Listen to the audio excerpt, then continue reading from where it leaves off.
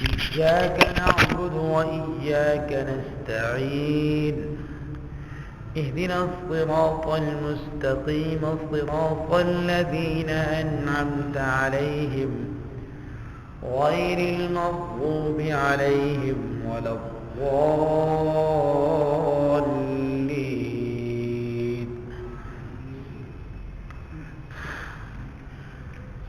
سورہ فاتحہ سے متعلق اب تک جو باتیں ہم نے آپ کو وہ یہ تھی، سب سے پہلے نمبر پر تو سورہ فاتحہ کا ترجمہ، اعوذ باللہ بسم اللہ سمیت سورہ فاتحہ ترجمہ، وہ تو ماشاءاللہ آپ نے یاد کیا۔ اس کے بعد دوسرے نمبر پر ہم نے بتلایا تھا کہ سورہ فاتحہ کے نام تو بہت سارے ہیں، لیکن آسان سے 3 نام آپ کو یاد رہنے چاہیے۔ ایک سورہ فاتحہ، دوسرا سورۃ المسئلہ، اور تیسرا ہے سورۃ الشفاء۔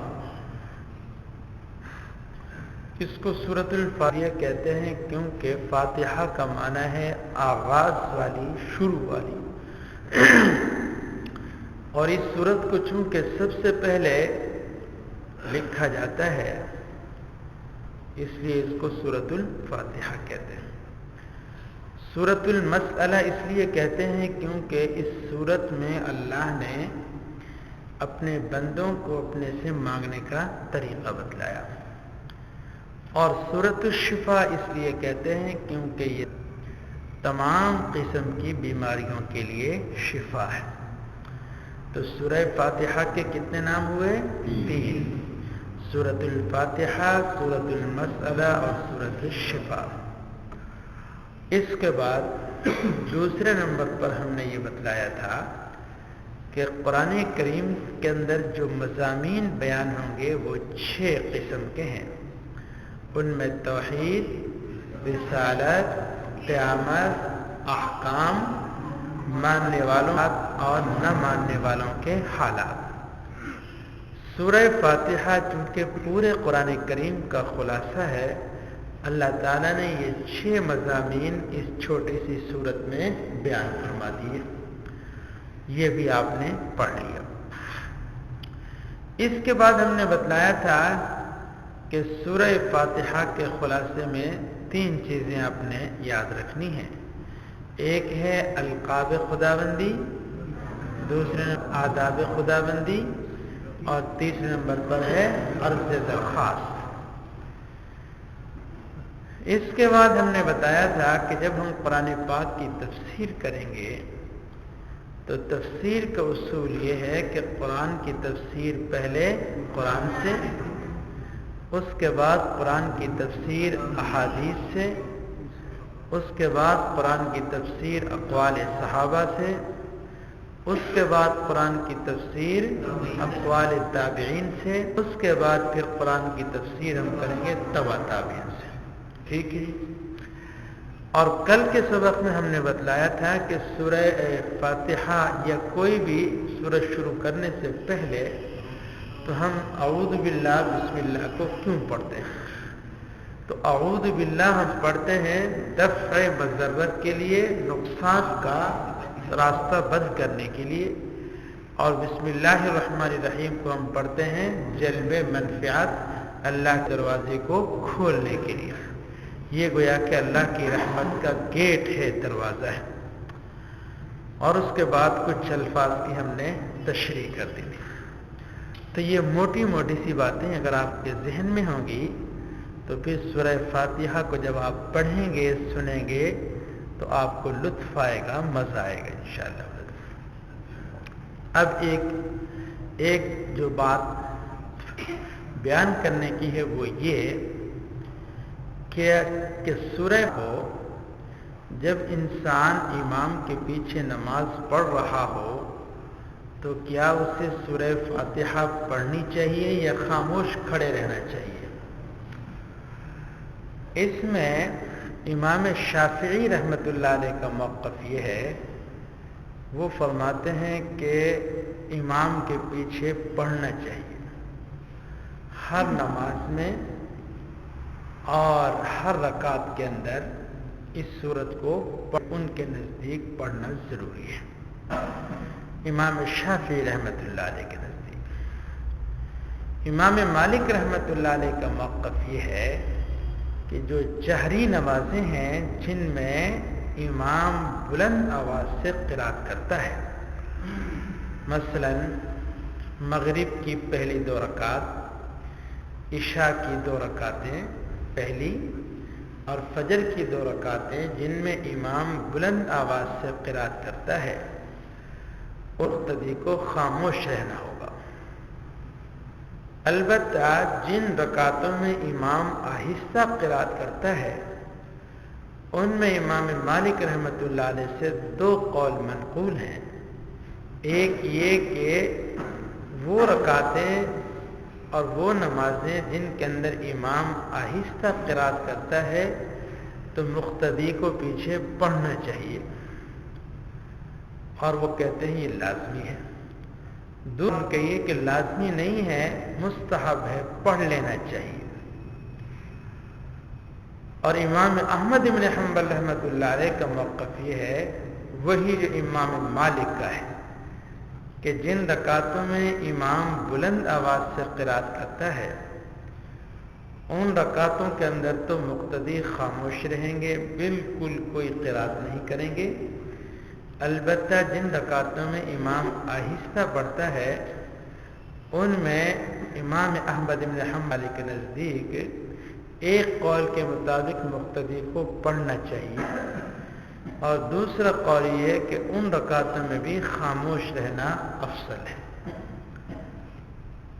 اور امام ابو حنیفہ رحمۃ اللہ علیہ کا موقف یہ ہے کہ چاہے سری نمازیں ہوں یا جہری نمازیں، وہ نمازیں جن میں امام بلند آواز سے قرات کرتا ہے یا وہ نمازیں جن میں امام آہستہ قرات کرتا ہے، تمام کی تمام نمازوں میں جب انسان امام کے پیچھے نماز پڑھ رہا ہو تو مقتدی کے لیے قرات کرنا ممنوع ہے، اس کے لیے جائز نہیں ہے، بلکہ وہ کہتے ہیں بالکل خاموش کھڑا رہنا اس کے لیے ضروری ہے۔ تو اب امام شافعی رحمۃ اللہ علیہ کے نزدیک پڑھنا ضروری، امام مالک اور امام احمد بن حنبل رحمۃ اللہ علیہ کے نزدیک جہری نمازوں میں پڑھنا نہ، البتہ سری نمازوں میں اور ان رکعتوں میں جن میں امام آہستہ پڑھتا ہے تو مقتدی کو پڑھنے کی گنجائش ہے، اس میں امام احمد بن حنبل کے نزدیک افضل یہ ہے کہ نہ پڑھے، اور امام ابو حنیفہ رحمۃ اللہ علیہ کے نزدیک تمام نمازوں میں اور تمام رکعتوں کے اندر جب امام کے پیچھے آپ نماز پڑھ رہے ہوں تو پھر قرات کرنا ناجائز ہے، بالکل خاموش رہنا ہوگا۔ کیونکہ چاروں ائمہ ہیں یہ برحق ہیں اور انہوں نے قرآن و سنت کے اوپر محنت کر کے یہ موقف اختیار کیا ہے۔ امام شافعی رحمۃ اللہ علیہ کا موقف بھی درست، امام مالک کا بھی، امام احمد بن حنبل کا بھی اور امام ابو حنیفہ رحمۃ اللہ علیہ کا بھی، یہ سب کے سب سچے لوگ ہیں، برحق لوگ ہیں۔ ان میں سے کوئی انسان جس کی بھی لے اور جس کی بھی وہ کیا کہتے ہیں تقلید کر لے، جس کے اوپر بھی اعتماد کر لے، بالکل ٹھیک ہے۔ امام شافعی رحمۃ اللہ علیہ کی تحقیقات کے اوپر اعتماد کرنے والے جن جن ملکوں میں رہتے ہیں اور ان کی تحقیقات کے مطابق نماز پڑھتے ہیں وہ بھی بالکل صحیح لوگ ہیں۔ امام مالک رحمۃ اللہ علیہ کی تحقیقات کے اوپر عمل کرنے والے وہ بالکل صحیح ہیں، حق اور سچ ہیں۔ امام احمد بن حنبل رحمۃ اللہ علیہ کی تحقیقات کے اوپر عمل کرنے والے لوگ بھی بالکل ہیں، ہم ان کو بالکل غلط نہیں کہتے۔ اور امام ابو حنیفہ رحمۃ اللہ علیہ کی تحقیقات کے اوپر عمل کرنے والے لوگ وہ بھی بالکل صحیح ہیں، یہ لوگ مخلص تھے اور اللہ تعالی نے کو صلاحیتیں عطا فرمائی تھی۔ اب بات دراصل یہ ہے کہ یہ اختلاف ہوا کس وجہ سے، یہ ایک لمبی بحث ہے لیکن میں آپ کو مختصر سمجھانے کی کوشش کروں گا۔ مثلا یہ جو سورہ فاتحہ ہے اس سے متعلق حضور اقدس صلی اللہ علیہ وسلم کے 2 ارشادات ہیں. ایک ارشاد یہ ہے لا صلاۃ الا بفاتحۃ الکتاب، جب تک سورہ فاتحہ کو نہ پڑھا جائے نماز نہیں ہوتی ہے. تو اس حدیث کا عموم یہ بتلاتا ہے کہ سورہ فاتحہ ہر حال میں پڑھنا ضروری ہے. ٹھیک ہے. اور دوسری حدیث ہے، اس کی بھی سند بالکل صحیح ہے، وہ یہ ہے من کان لہ امام فقراءۃ الانقراء، کہ جو انسان امام کے پیچھے نماز پڑھ رہا ہو تو امام کی قراءت وہ مقتدی کی قراءت ہے. امام نے کر لی، اب مقتدی کو کرنے کی کوئی ضرورت نہیں ہے. یہ جو دونوں حدیثیں ہیں یہ آپس میں ٹکرا رہی ہیں. لا صلاۃ الا بفاتحۃ الکتاب، یہ حدیث یہ بتلاتی ہے کہ ہر حال میں سورہ فاتحہ پڑھنی ہے. اور من کان لہ امام فقراءۃ الامام لہ قراءۃ، یہ بتاتی ہے کہ جب آپ امام کے پیچھے نماز پڑھ رہے ہوں تو پھر آپ نے کسی قسم کی کوئی قراءت نہیں کرنی. تو اب ان دونوں حدیثوں میں تطبیق پیدا کرنا، اس کو کہتے ہیں اجتہاد، کہ ان حدیثوں پر کیسے عمل کیا جائے گا. اب امام ابو حنیفہ رحمۃ اللہ علیہ کا اجتہاد یہ ہے، ان کا ایک اصول ہے. اصول یہ ہے جب وہ 2 حدیثوں میں تعارض اور ٹکراؤ دیکھتے ہیں نا، تو یہ دیکھتے ہیں کیونکہ وہ ان کی مجلس میں بڑے بڑے لوگ بیٹھتے تھے، ان کے شاگرد بڑے ذہین لوگ تھے. امام محمد رحمۃ اللہ علیہ یہ ان کے شاگرد ہیں، اتنے ذہین تھے کہ انہوں نے 7 دنوں میں پورا قرآن حفظ کیا ہے. ان کی کتابیں آپ پڑھیں نا تو آپ حیران ہو جائیں گے خدا نے کیسی ذہانت اس شخص کو دی تھی. ایک انگریز نے ان کی کتابوں کا مطالعہ کیا. مطالعہ کرنے کے بعد جب اس نے وہ پڑھی نا، مبسوط، سیاضات، الجامع الصغیر، الجامع، کئی جلدوں میں کتابیں ہیں، تو مسلمانوں کو خطاب کر کے کہتا ہے کہ او مسلمانوں، ھذا محمدکم الاصغر فکیف محمدکم الاکبر، یہ تو تمہارے چھوٹے محمد کے علم کا حال ہے، بڑے محمد کے علم کا کیا عالم ہوگا. اور اسی پر وہ مسلمان ہو گیا. امام ابو یوسف رحمۃ اللہ علیہ بہت ذہین آدمی تھے. حسن ابن زیاد اور ان کی ایک پوری جماعت تھی، ایک حدیث کے اوپر کئی دن تک بحث چلتی تھی، اور ان سب کا خلیفہ رحمۃ اللہ علیہ برداشت کرتے تھے کیونکہ یہ کپڑے کے تاجر تھے، اللہ نے بڑی برکت دی تھی. تو ان کے ہاں اصول یہ ہے کہ جب 2 حدیثوں میں تعارض پیدا ہو جائے تو یہ فرماتے ہیں کہ ان دونوں حدیثوں میں سے یہ دیکھو کہ کون سی حدیث قرآن کے زیادہ قریب ہے. تو جو حدیث قرآن کے زیادہ قریب ہوتی تو اس کو وہ مرکزی حیثیت دیتے ہیں اور دوسری حدیث میں تعویل کرتے ہیں. ٹھیک ہے. یا یہ کہ ان دونوں حدیثوں میں سے یہ دیکھو کہ کون سے متواتر جو عمل چلا آ رہا ہے مسلمانوں کے درمیان، مثلا مکہ میں، مدینہ میں، کوفہ میں، ان 3 جگہوں پر ہی صحابہ کرام کی کثیر تعداد رہی ہے. تو صحابہ کرام رضوان اللہ علیہم مجمعین کا عمل ان احادیث میں سے کس حدیث کے اوپر رہا ہے؟ تو جب وہ کسی حدیث کو قرآن کے زیادہ قریب پاتے ہیں یا صحابہ کے متواتر عمل کے زیادہ قریب پاتے ہیں تو اس کو وہ مرکزی حیثیت دیتے ہیں، اور دوسری حدیث میں یہ اپنے اصول ہیں ان کے. اب مثلا لا صلاۃ الا بفاتحۃ الکتاب اور من کان لہ امام فقراءۃ الامام لہ قراءۃ، یہ 2 حدیثیں آ گئی ہیں. اب وہ یہ کہتے ہیں دیکھو بھئی سورہ فاتحہ سے شروع کرو والناس تک جاؤ کہ ان دونوں حدیثوں میں سے کون سی حدیث قرآن کریم کے زیادہ قریب ہے. تو جب قرآن کریم کا مطالعہ کرتے ہیں تو سورۃ الاعراف کے اندر قرآن پاک کی ایک آیت ہے وَإِذَا قُرِئَ الْقُرْآنُ فَاسْتَمِعُوا لَهُ وَأَنصِتُوا لَعَلَّكُمْ، کہ جب قرآن کریم پڑھا جائے تو تم نے کیا کرنا ہے؟ فَاسْتَمِعُوا لَهُ وَأَنصِتُوا، تم اس کو سنو غور سے، وَأَنصِتُوا، اور خاموشی اختیار کرو تاکہ تم پر رحم کیا جائے. اور علامہ ابن تیمیہ رحمۃ اللہ علیہ نے حضرت امام احمد ابن حنبل کے حوالے سے نقل فرمایا، وہ فرماتے ہیں امت کا اجماع ہے اس بات کے اوپر کہ یہ آیت اتری ہی نماز کے بارے میں، یعنی بطور خاص میں قرآن کریم کو پڑھا جائے تو پھر سننے اور پیچھے پڑھنے والوں کے اوپر، نماز پڑھنے والے کے اوپر لازم ہے فاستمعوا له وانصتوا، کہ وہ خاموشی اختیار کریں اور اس کو توجہ سے سنیں تاکہ تم پر رحم کیا جائے۔ تو اب امام ابو حنیفہ رحمۃ اللہ علیہ فرماتے ہیں چونکہ من کان لہ امام فقراءۃ الامام لہ قراءۃ، اس حدیث کی تائید ہو رہی ہے قرآن پاک سے، اس لیے وہ یہ فرماتے ہیں کہ جب آپ امام کے پیچھے نماز پڑھ رہے ہو تو آپ نے خاموشی اختیار کرنی ہے۔ دوسرے نمبر پر مسلم شریف اسے امام مسلم رحمۃ اللہ علیہ نے صحیح کہا ہے، وہ یہ رسول اللہ صلی اللہ علیہ وسلم نے ارشاد فرمایا کہ جب تم امام کے پیچھے نماز پڑھ رہے ہو تو اذا کبر فکبروا، جس وقت وہ اللہ اکبر کہے تم بھی اللہ اکبر کہو، وَإِذَا رَكَعَ فَارْكَعُوا، جب وہ رکوع کرے تم بھی رکوع کرو، وَإِذَا سَجَدَ فَاسْجُدُوا، جب وہ سجدہ کرے تم بھی سجدہ کرو۔ تو اسی حدیث میں ایک لفظ ہے وَإِذَا قَرَأَ، جب امام قرات کرے فَانصِتُوا، تو تم خاموشی اختیار۔ یہ مسلم شریف کی حدیث ہے اور امام مسلم رحمۃ اللہ علیہ نے ان الفاظ کو صحیح کہا ہے۔ اور پھر ایک حدیث میں یہ آتا ہے رسول اللہ صلی اللہ علیہ وسلم نے ارشاد فرمایا جس وقت امام کہے نا غیر المغضوب علیہم ولا الضالین فقولوا، تو تم آگے کیا کہو؟ آمین کہو۔ یہ نہیں فرمایا کہ جب تم کہو غیر المغضوب علیہم ولا الضالین تو پھر تم آمین کہو، بلکہ یہ کہا کہ امام کہے گا غیر المغضوب علیہم ولا الضالین اور تم نے آمین کہنی ہے۔ تو گویا کہ رسول اللہ صلی اللہ علیہ وسلم نے اس حدیث میں یہ بتلا دیا کہ قرات کرنا وظیفہ ہے، تم نے خاموش رہنا ہے۔ تو قرآن کریم کی آیت کو اور ان احادیث کو بنیاد بنا کر امام ابو حنیفہ رحمۃ اللہ علیہ کا موقف یہ ہے کہ جب آپ امام کے پیچھے نماز پڑھ رہے ہوں تو آپ نے خاموشی اختیار کرنی ہے۔ بات آ رہی ہے سمجھ میں؟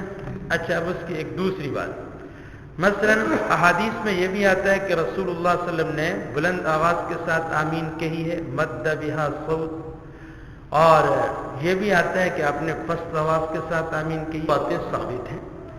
بعض ائمہ بلند آواز کے ساتھ آمین کہتے ہیں، وہ بھی ٹھیک ہے، بعض ائمہ آہستہ آواز کے ساتھ آمین کہتے ہیں، یہ بھی ٹھیک ہے۔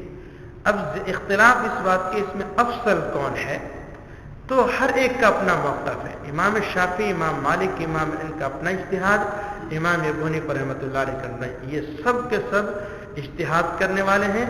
اور اجتہاد کے بارے میں رسول اللہ صلی اللہ علیہ وسلم نے ارشاد فرمایا کہ جب کوئی مجتہد اجتہاد کرتا ہے اور اجتہاد میں اگر وہ درستگی کو دوہرا اجر عطا فرماتے ہیں، اور اگر اس سے غلطی ہو بھی جائے تو پھر بھی گناہ نہیں ہے، اللہ تعالیٰ ایک اجر پھر بھی اس کو عطا فرماتے ہیں۔ وہ یہ اجتہاد بہت بڑی خصوصیت ہے، ان کی بڑی تعریف آئی ہے۔ تو امام ابو حنیفہ رحمۃ اللہ علیہ فرماتے ہیں کہ ٹھیک ہے بلند آواز سے بھی ثابت ہے اور آہستہ، لیکن میرے نزدیک آہستہ آواز میں آمین کہنا افضل ہے۔ وہ کیوں؟ وہ یہ کہتے ہیں کہ اس کی تائید قرآن سے ہوتی ہے۔ وہ اس طرح کہ حضرت موسیٰ علیہ السلام اور ہارون علیہ السلام کے بارے میں فرمایا قال قد اجیبت دعوتکما، تم دونوں کی دعا قبول کر لی گئی ہے۔ حالانکہ اس میں آپ دیکھیں گے دعا مانگنے والے کون ہیں؟ حضرت موسیٰ علیہ السلام ہیں۔ موسیٰ علیہ السلام دعا مانگ رہے ہیں ربنا اطمس علی اموالہم واشدد علی قلوبہم فلا یؤمنون، اے اللہ ان کے مالوں کو مٹا دے، ان کے دلوں کو سخت کر دے اور ان کو ایمان کی توفیق سے محروم کر دے۔ اب موسیٰ علیہ السلام دعا مانگ رہے ہیں اور ہارون علیہ السلام کیا کرتے تھے؟ آمین کہتے تھے۔ اور پھر اللہ تعالیٰ پھر فرماتے ہیں قال قد اجیبت دعوتکما، تم دونوں کی دعا قبول کر لی گئی ہے۔ تو اس کا معنی یہ ہے کہ موسیٰ علیہ السلام جو دعا مانگ رہے ہیں وہ بھی دعا ہے، اور ہارون علیہ السلام کا اس دعا کے اوپر آمین کہنا، یہ آمین بھی دعا ہے۔ تو قرآن سے ثابت ہوگا آمین کیا ہے؟ دعا ہے، اور حدیث میں بھی آتا ہے کہ آمین کہنا دعا ہے۔ اچھا جی، جب آمین کا دعا ہونا ثابت ہو گیا تو اب دعا کے بارے میں اصول کیا ہے، دعا کیسے مانگنی چاہیے؟ تو کہتے ہیں ادعوا ربکم تضرعا وخفیا، تم اپنے رب سے جب بھی دعا مانگو تو عاجزی کے ساتھ مانگو اور آہستہ آواز کے اندر مانگو۔ اس لیے امام ابو حنیفہ رحمۃ اللہ علیہ فرماتے ہیں میرے نزدیک آہستہ آواز کے اندر آمین کہنا افضل ہے۔ لہذا جو حضرات امام ابو حنیفہ رحمۃ اللہ علیہ کی تحقیقات کے اوپر عمل کرتے ہیں، ان کی تقلید کرتے ہیں، وہ بالکل ٹھیک کرتے ہیں، ان کو ایسا ہی کرنا چاہیے۔ اور جو حضرات امام شافعی رحمۃ اللہ علیہ کی تحقیقات کے اوپر عمل کرتے ہیں، امام مالک اور وہ بھی بالکل حق اور سچ ہے، اس میں کوئی اختلاف نہیں۔ اور اللہ کی شان یہ ہے کہ میں پچھلے سال جب حج پر گیا نا تو مغرب کے بعد میں ایک محدث کا درس سنتا تھا. وہ پتہ نہیں درس تو کہیں دور دیتا تھا، لیکن باب عبدالعزیز کے سامنے وہاں سپیکر لگے ہوئے تھے تو اس کی آواز آتی تھی. غالباً ترمذی شریف کا تھا، یہ کسی اس کے دانت نہیں تھے، اس کے بوڑھا کوئی تھا. تو جب وہ کوئی مسئلہ بیان کرتا نا تو چاروں ائمہ کے اقوال ذکر کرتا تھا. قال ابو حنیفہ اللہ، امام ابو حنیفہ نے یہ فرمایا، امام مالک نے یہ فرمایا، امام شافعی نے، امام احمد بن حنبل نے یہ فرمایا ہے. اس کے بعد یہ چاروں کے اقوال پورے احترام سے وہ نقل کرتا تھا. ہاں جب ان سے کوئی مسئلہ پوچھا جاتا نا کہ جی یہ مسئلہ، تو پھر وہ فتویٰ جو مسئلہ بتلاتے تھے وہ امام احمد بن حنبل کے وہ فقہ کے مطابق بتلاتے تھے. کیونکہ وہاں پر حنبلی لوگ رہتے ہیں تو بالکل ٹھیک ہے، ان کے درس میں بیٹھنے والے لوگ ایسے ہی ہیں، زیادہ وہ عربی سمجھنا، تو وہ اس کے مطابق فتویٰ دیتے تھے. چاروں ائمہ کا نام پورے احترام کے ساتھ لیتے تھے. اگر اس طریقے پر چاروں ائمہ کا احترام کیا جائے اور کسی پر تنقید نہ کی جائے تو میں سمجھتا ہوں یہ سارا جھگڑا ختم ہو جائے گا. لیکن جب یہ کہیں گے کہ جناب جو فاتحہ نہیں پڑھتے ان کی نماز نہیں ہوتی، جی اس میں سارا ہندوستان، سارا پاکستان، سارا افغانستان، سارا بنگلہ دیش، وسط ایشیا کی بہت سی ریاستیں، سارا ترکی، سب کے سب ایران میں سب کے سب یہ سارے حنفی ہیں اور یہ امام کے پیچھے قرات نہیں کرتے تھے. یہ سب کی نماز برباد ہو گئی جناب. اور پھر اس سے بھی آگے چلے جائیں، حضرت عبداللہ بن مسعود و امام کے پیچھے قرات کو اتنا سخت سمجھتے تھے، اللمان الحفیظ، اور ڈانٹتے تھے بہت سخت. اور کوفہ میں ان کے ساتھ سینکڑوں صحابہ کرام تھے جو ان کے شاگرد تھے، ان میں کوئی بھی نہیں پڑھتا تھا.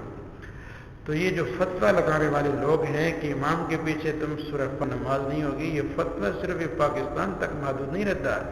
اس کی لپیٹ میں عبداللہ بن مسعود بھی آتے ہیں اور اس کے ہزاروں شاگرد بھی آ جاتے ہیں. تو لہذا یہ فتویٰ اگر لگائیں گے تو یہ ساری لڑائی کی بنیاد ہے. تو آپ نے کبھی سنا ہے مجھ سے میں نے کہا کہ شافعیوں کی نماز نہیں ہوتی، مالکیوں کی، حنبلیوں کی؟ کبھی سنا مجھ سے؟ یہ کسی بھی ہمارے استاد سے نہیں سنا. لیکن اللہ معاف فرمائے جی، میں پچھلے سال حج پہ گیا ہوں، وہاں یہ پاکستان سے جاتے ہیں نا یہ مولوی، دو ٹکے کے مولان سے، ان کی ویڈیو مجھے سنائی گئی. اللہ اکبر. وہ کہتے تھے کہ اگر کسی کو آپ نے کذاب کہنا ہو نا، کذاب سب سے بڑا جھوٹا، تو اس کو کذاب کہنے کی ضرورت نہیں، اس کو حنفی کہہ دو. یہ حنفی سب سے بڑے جھوٹے، دجال تک کے الفاظ استعمال کیے گئے. اور وہ جناب ویڈیو چل رہی ہے، لوگ اس کو سن رہے ہیں. تو بتاؤ یہ جو اس طرح کے پروگرام وہاں سعودی عرب میں حرمین شریفین کے قریب جب یہ نشر کیے جائیں گے تو اس سے امت میں کہاں اتحاد؟ اس سے تو فتنہ پھیلے گا. اور پھر بیوقوف یہ بھی نہیں سمجھتے ہیں کہ تمہاری اس فتوے کی زد میں تو صحابہ کرام آ رہے ہیں.